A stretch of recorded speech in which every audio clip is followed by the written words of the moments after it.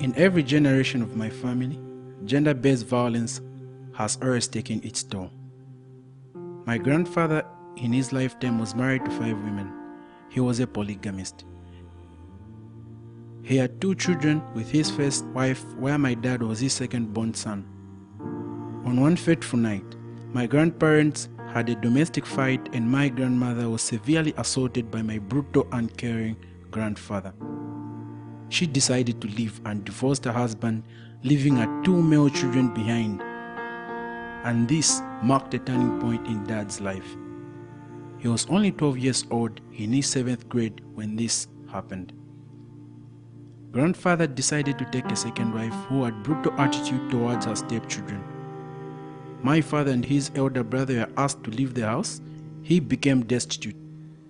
All his dreams and visions were shattered, and the doors leading to success perished all at once.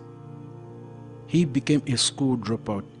He did not finish school because of gender-based violence of a broken home.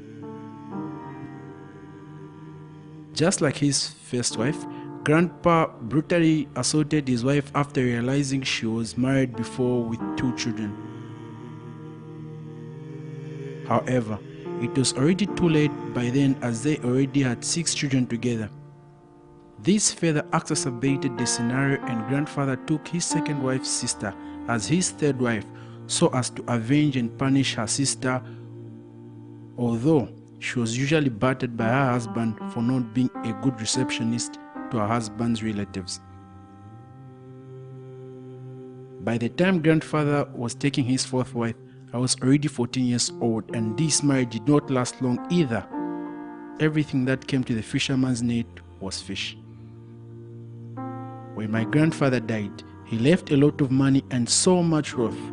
All his ex-wives and their families came with the sole purpose of sharing his properties, and in a space of 3 years, none of it was left. One thing that really surprises me a lot is how did my father manage only to marry one wife whom I have not seen being beaten, while all his step-brothers and step-sisters have had their partners abusing them, or vice versa. 3 of his brothers had their first marriages break up because of domestic disputes. Unlike my grandfather, my dad has never abused my mother in any way.